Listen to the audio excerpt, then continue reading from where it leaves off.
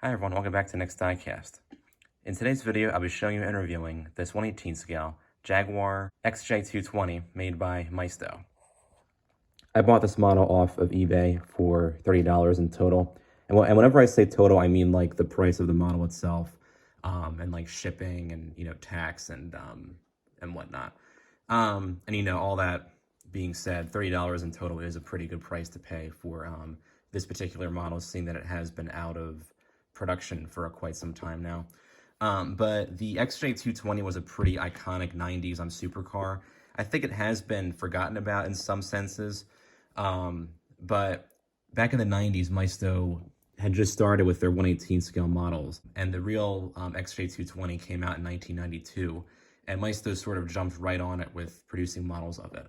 They made models of this supercar in every single scale imaginable: 1/64th, kind of like a medium-sized 1/43rd scale, 1/24th, 1/18th, and they even had a 1/12th scale version for a brief time as well.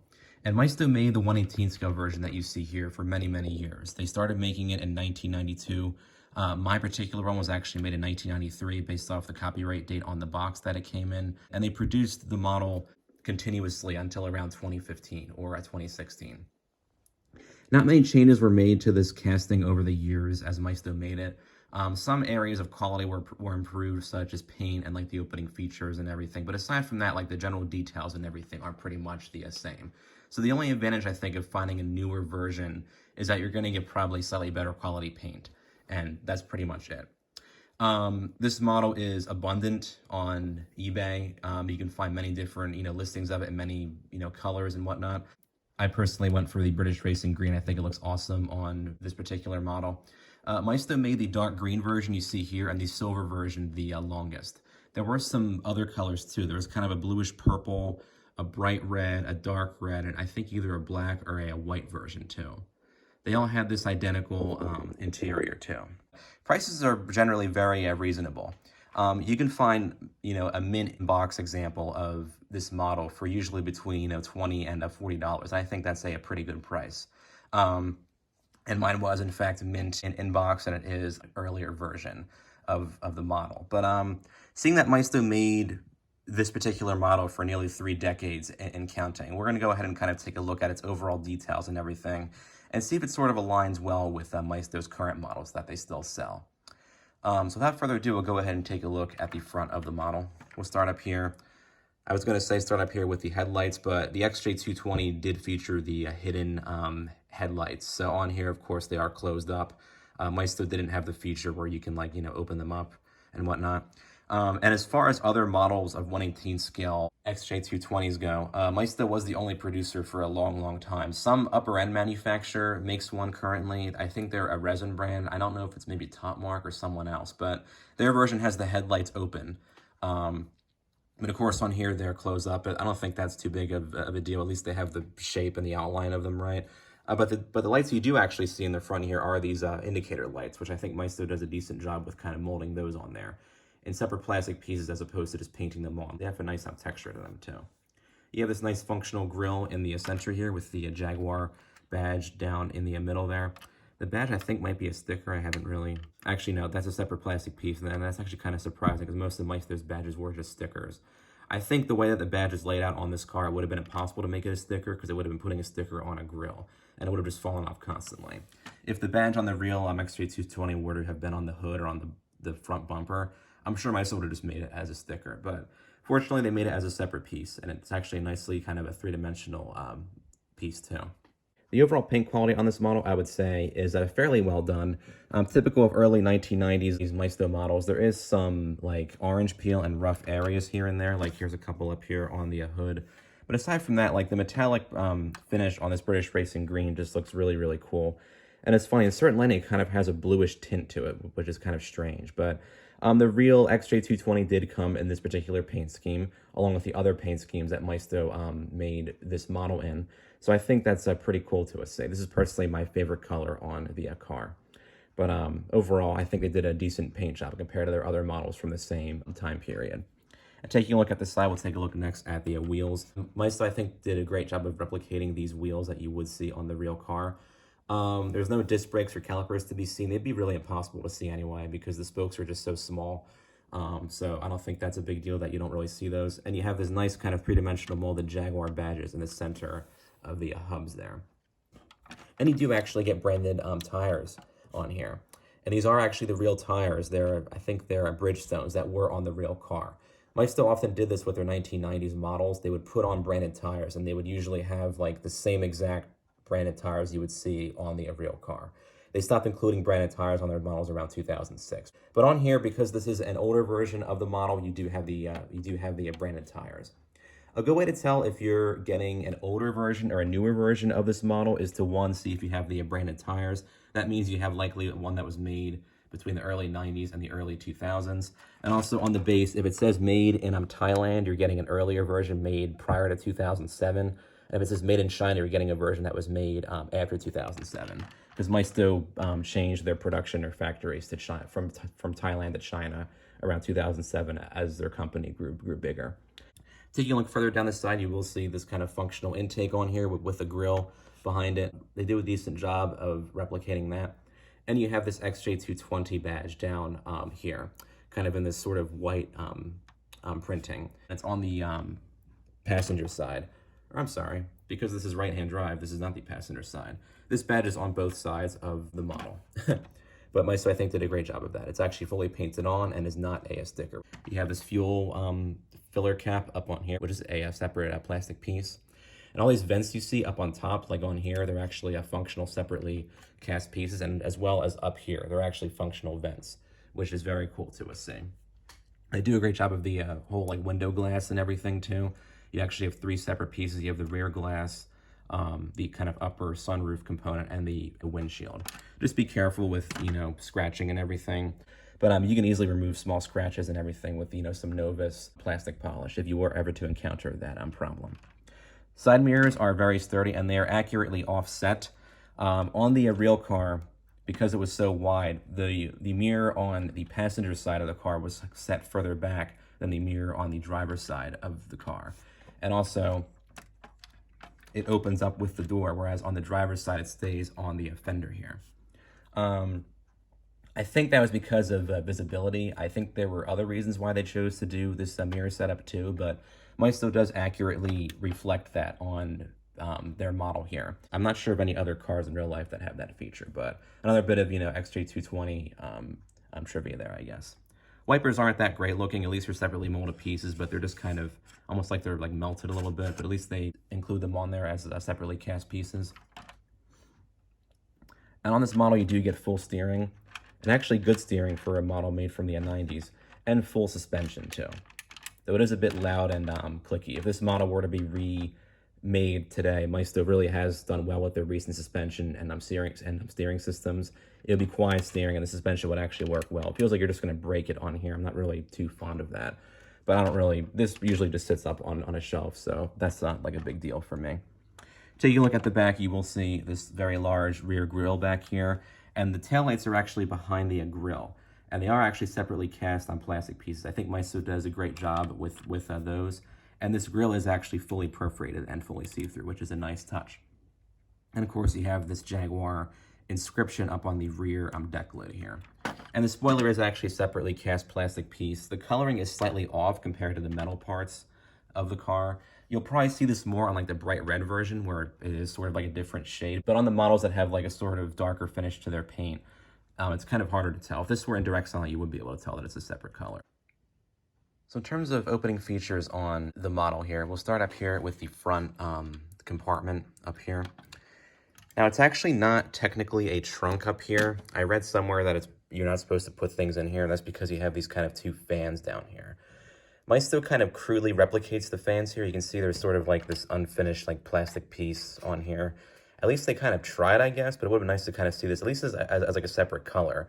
The whole kind of inside of this thing is sort of like a lighter gray. I think if the fans had been at least like maybe black plastic instead of light gray, it would have looked a little bit better, but I don't know. It is kind of deep down in there too. I think on the 1/12 scale version, it looks a slight bit better, but not by too much.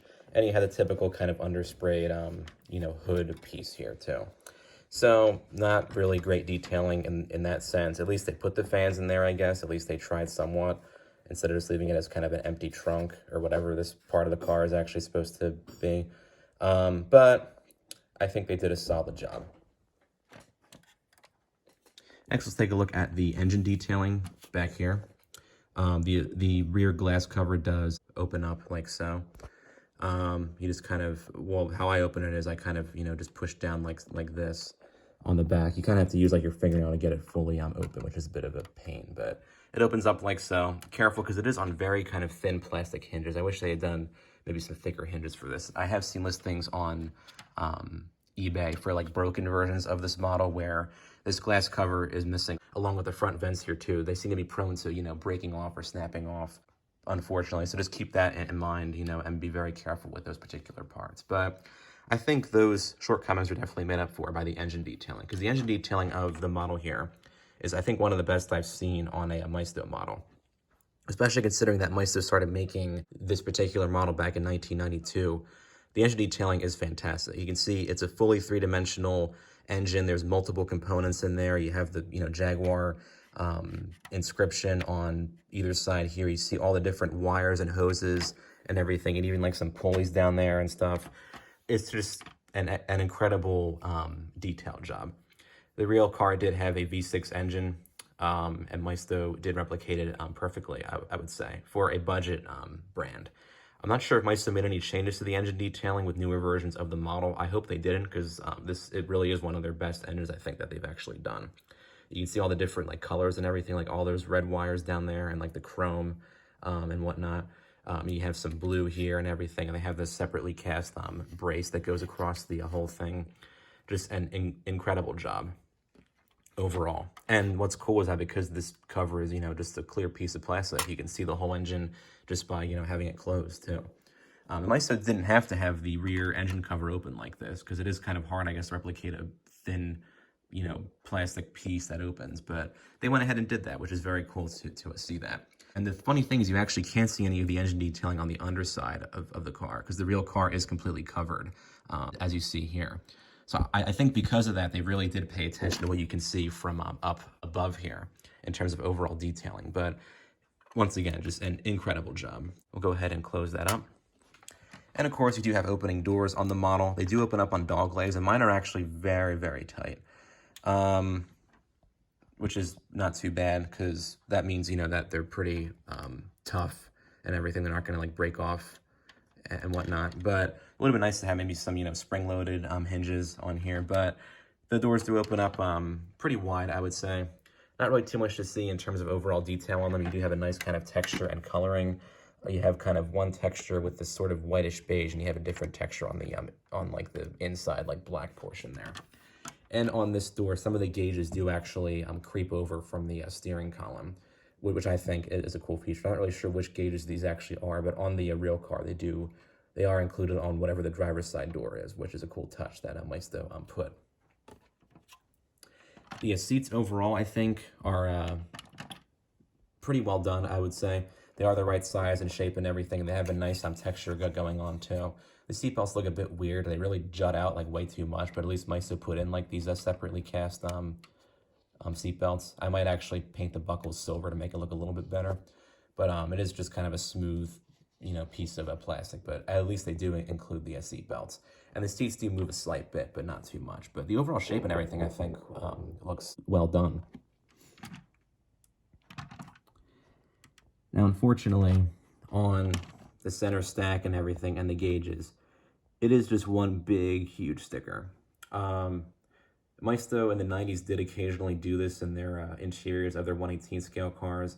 And again, it's from the 90s, so they were pretty much just starting out with making these more detailed models. So I'll cut them some slack in that sense, but I think newer versions of this model still come with that just big giant sticker. They didn't make any changes to details in that sense. I wish they had maybe done that, but I think it's excusable certainly for a model of this age. Mine was made in 1993. And at least what's there is somewhat authentic. I mean, the vents are in the right spots and everything, and like the gauges and whatnot, but everything over here looks just way too, cartoonish and stuff. At least this is there. I mean, it's better than nothing, I suppose. And you can't really complain all that much because, again, you know, Maisto started making this model in like the early 90s, but I think they do make up for that in some ways. Like the seats, as I said, are very well detailed. But on this model, you actually do get adjustable sun visors. Let me zoom out a little bit here. It's kind of hard to reach in there, but you'll see right there. And they do actually stay in place. So I think for a lot of these early 90s Maisto models, they kind of make up for, you know, bad detailing in some areas with great detailing in other areas, and with, you know, extra features like adjustable sun visors, like adjustable seat backs. Some models had, you know, like working convertible tops and whatnot. But I mean, for a 90s model, I mean, and on this one, the engine detailing is so incredible that stuff on the interior, I guess you can overlook just like a slight bit at least. The steering wheel at least is the right shape. I think there should be a Jaguar badge in the center there, but Maisto did not include that, unfortunately. And the pedals look decent. They are on just, you know, these kind of floating like pegs, but at least they're the right shape and size and everything. I will give them that. Aside from that, not really too much to see in here. If you opt for the 1/12 scale version, you will get carpeting and actual fabric seat belts. But as far as the 1/18 scale version goes, this is what you get pretty much in terms of details. But again, made in the 90s, so nothing's going to be, you know, perfect or anything. And the fact that this is the only budget model you can get of the XJ220, I think that is perfectly fine.